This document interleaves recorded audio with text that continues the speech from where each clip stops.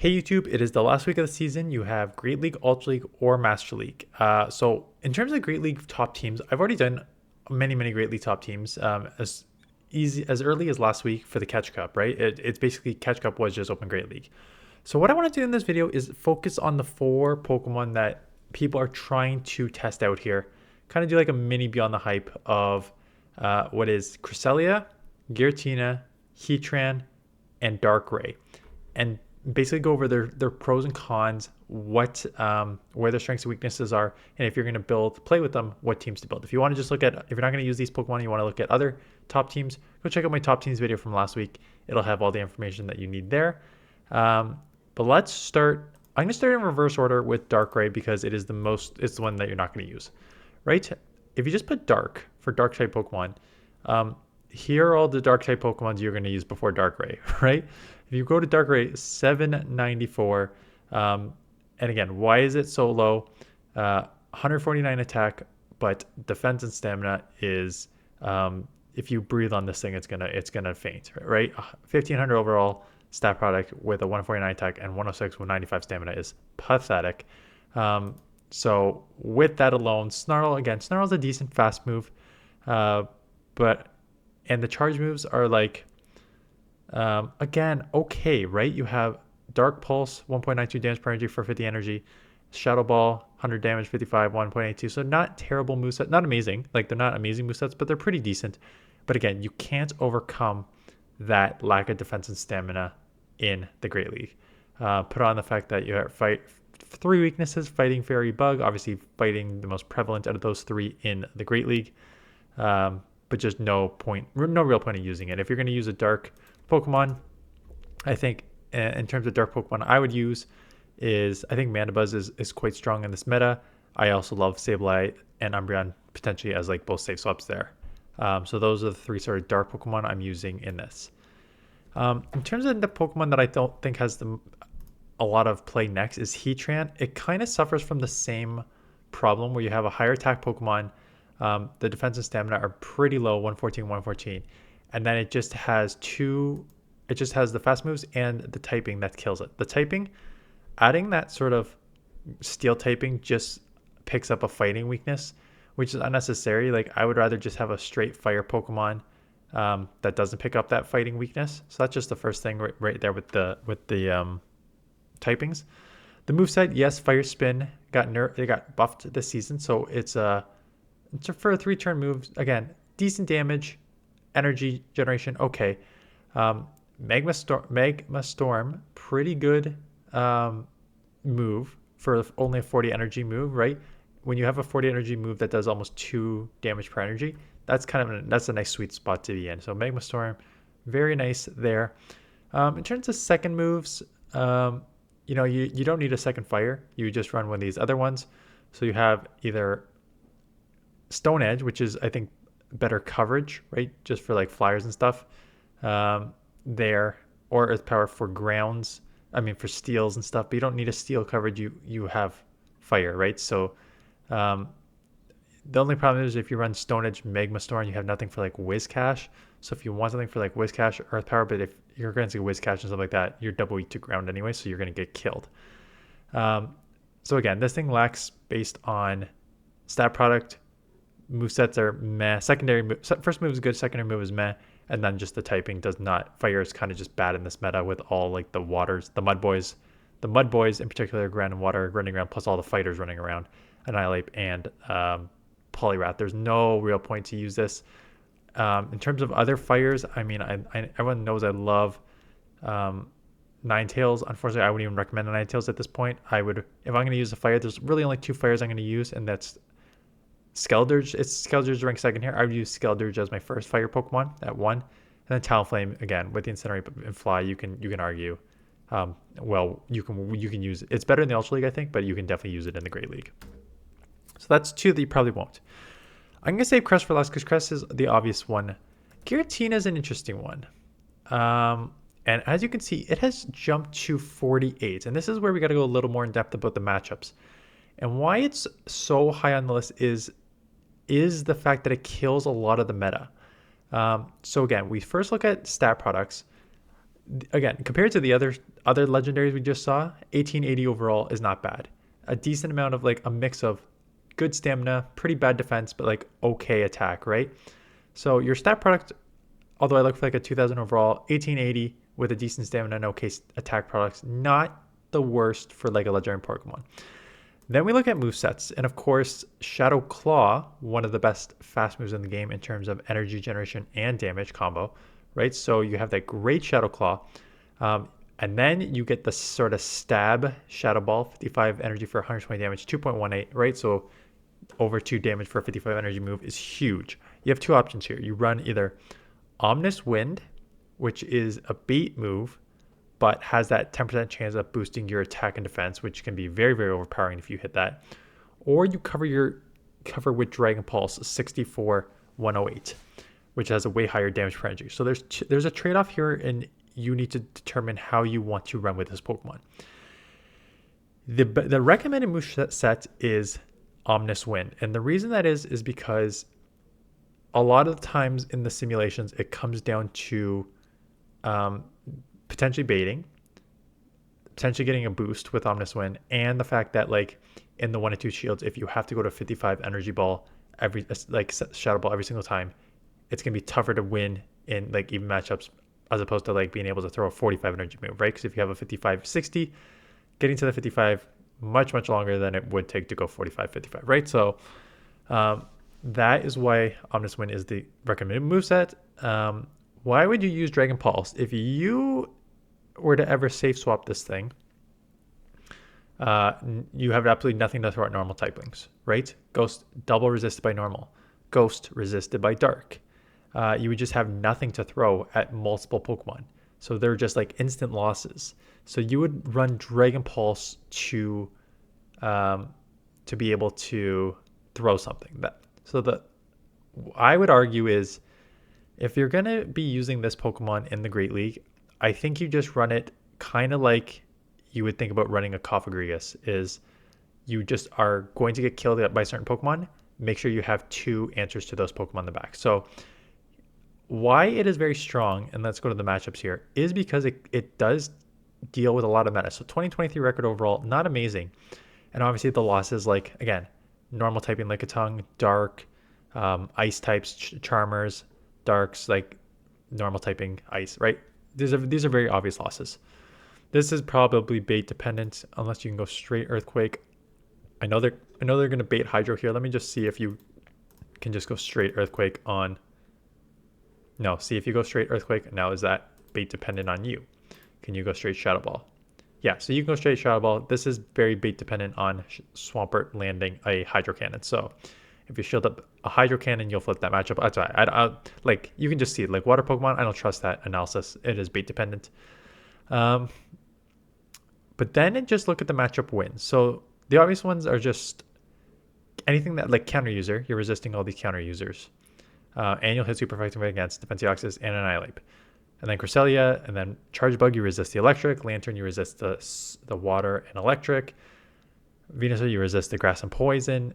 And it really comes down to like all these resistances that you have here that I didn't even cover on this page. But look at the resistances that pile up on this. So double resist normal, double resist fighting, single resist water, poison, grass, fire, electric, and bug. And that is a lot of the meta. And you do have, yes, you have 5 weaknesses here. And there is a decent amount of ghost and dark and ice and dragon and fairy. But there's a heck of a lot of fighting and water and normal typings and stuff like that in the meta too. So it's just like having a decent stat product, having a good move set, and then being able to resist so many resistances, we take out a lot of the main meta here, right? Like Lantern, Registeel, Poliwrath, you get hit for super effective icy winds, but you can obviously resist the counters and stuff like that, and it'll probably take a couple icy winds to take you out. So it's kind of a sneaky Pokemon to use. I actually like it. So if you're going to use this Pokemon, I think it's, first of all, I was looking at you need to get from the field research, and you need to trade it for, it doesn't matter if you get it for the real field research or not, but you need to trade it with someone else's field research. I think the low end of the field research is like 1550-ish. and that'll get like a minimum 10 attack floor. So you need to trade it with someone who did this research and hope you re-roll under like a 2 or 3. I don't even know what the highest attack is, like 4 or 5 attack to get under that 1500 CP. So that's the first thing. So if you do that, you find someone, you trade them, you get it. The next question is, how do you build it? And it truly is, for me, I'm just going to cover basically 2 things here. I guess 3 things mostly. Lickitung is the first thing I'm covering because Lickitung is everywhere as a safe swap in this meta. So I need to cover Lickitung first and foremost. I probably have a dark answer, and you can look right off the bat and say like, okay, Lickitung, Umbreon, like fighter makes sense, but it doesn't because you are a dragon, and if you put in a pure fighter, you will be double weak to fairy, which is like Ninetales, stuff like that. So you'd be double weak to fairy. So yes, being able to put in a fighter for Lickitung, Umbreon, Dugongs makes sense in theory. It does add a double fairy weakness. So you have 1 or 2 options. You just roll the dice and hope you don't see a fairy. Or you just kind of like have to stay in, depending on the fairy, just stay in with like, if it's a fairy like Ninetales, you kind of just stay in and try and get a Shadow Ball off, stuff like that. Like, it's not an ideal situation. When you have such variety in these, I think the best thing to do is, if you don't want to add that double weakness, is to just do 2 Pokemon that is just all around strong and can kind of deal with anything here.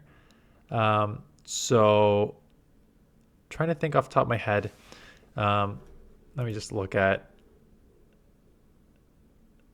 suggested teammates. Poliwrath, Lickitung, Carbink, Registeel, right? Registeel is an interesting one. I would probably go with Registeel out of all these. Vigoroth, okay, so why Vigoroth? So a couple things here. Vigoroth makes sense. So Vigoroth makes sense because it is the counter user that you would hit super effective against those things that I just mentioned, like Lickitung, Umbreon, stuff like that, without taking super effective back. So Vigoroth, 100% makes sense. Poliwrath theoretically makes sense. The same issue that I just mentioned about being weak to fairy. Lickitung, I don't like because you are going to have trouble against the darks because your licks are resisted by the darks. Carbink, another one I like.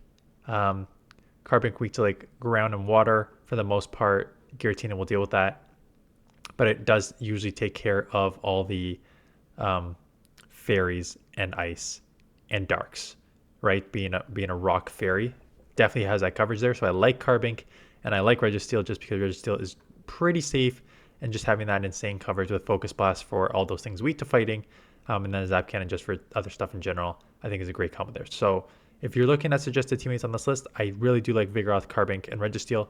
And then you can kind of go with like either pair them up, do 2 of these. Again, Carbink, Reggie, you get into troubles. You get into trouble with like pairing a few of these up because Carbink, Reggie, you're double weak to ground. Vigoroth, Registeel, you're double weak to fighting. So again, there's like ways to get around that. Like you can kind of outwork it, or you can just try to find a third pairing that would work with that. But I think Giratina will have play. Will it be instant meta at 48 ranked? I don't think so. Yes, I understand that there's a lot of good wins here, right? And if you looked at the meta with like how I said I hated the meta because it's Annihilate, win, Poliwrath, win, Whiscash, Shadow, win here. Do you lose to the other Whiscash? No, you still beat normal Whiscash, win. Gligar, win, right? So it's a good Pokemon overall to use. So I wouldn't be surprised if some people use it, but I don't think it'll just be like on every single team. The last one is Cresselia, and I don't need to go too much into Cresselia because a lot of people already had Cresselia. You know you know what it is, right? Super bulky, 2400 overall stat product, which is insane. Super high defensive stamina Pokemon, super low attack. Cover your dark and ghost weakness because those are big problems. But nice answers to fighters. So you're covering your dark and ghost weakness, suggested teammates with like, again, Umbreon will beat most darks and ghosts. And then just like generally safe Pokemon, Swampert, Lantern, Glance, Tempest, Lickitung can all kind of, again, I don't like the Lickitung for the dark because you dark resist the lick. But in general, these Pokemon are just kind of safe meta Pokemon in general. So with Crest, you can use it as a safe swap. The only thing I don't like Crest about safe swap is how you can just get instantly walled by steals, right? Because your two movesets are, I didn't even go over the movesets, but like Psycho Cut, super fast energy generation. Grass Knot, pretty low, not super low energy, but 50 for 90. So okay damage per energy at 50 at 1.8, and then a 65 Future Sight, 1 stab, 144, 2.22. So really hard hitting with bulk. So a lot of people use that as a safe swap. I don't like it as a safe swap because you can get killed by steals. And that's why a lot of these partners are Galarian Stunfisk, Lantern, Swampert to kind of be able to deal with a lot of these steals. And that's why like Swampert is a pretty good pairing with it, and G-Fisk as well. So yeah, I actually have had past Crest teams, so you can just do like Cresselia search on my thing, or go just look at some Great League teams with Crest on it. But it should be pretty straightforward. You can use it as a safe swap, or you can just use it on the team knowing it's bulky. And if you actually go to my team building series that I just put into the video sometime this week, talking about like how I would go like 1 bulky, 2 glass cannons, or 2 bulks, 1 glass cannon, Cresselia fits that bill, right? You can lead with Crest, or have it in the back and build it with like a Shadow Swampert or a regular Swampert. This was recommending Shadow, right? So Shadow Swampert is where you use all the shields, and Crest you use to absorb all the damage. And that is essentially how you use it. So that is it. Those are the new Pokemon that you may see. Otherwise, again, I don't know how. I think Crest will be the more easier one to use, because if you do it's I think one of the first ones you get on the raid list there.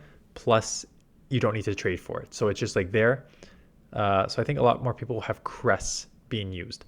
I don't think there'll be as many Giratinas. I think there'll be some. Some people will trade, but I don't think there'll be as many Giratinas, and then Heatran thing. I don't think there'll be really at all, unless people are just trying to mess around and showcase. But yeah, I would build with Giratina and Crest if you have them. Crest for sure, and then I would start thinking about, if I'm running in the Great League, I need to start thinking about, I'm probably going to see a lot of Crests in this league this week. So that would be how I built that. But if you want other top teams, go check that out. We'll go over Ultra League this afternoon. Maybe I'll do the same thing. For Ultra League this afternoon. Because I've already done top Ultra League teams before. So this may not be a bad idea to go through this in the afternoon for this as well. Anyways, that is it. Thanks for watching, and I will see you guys in the next one.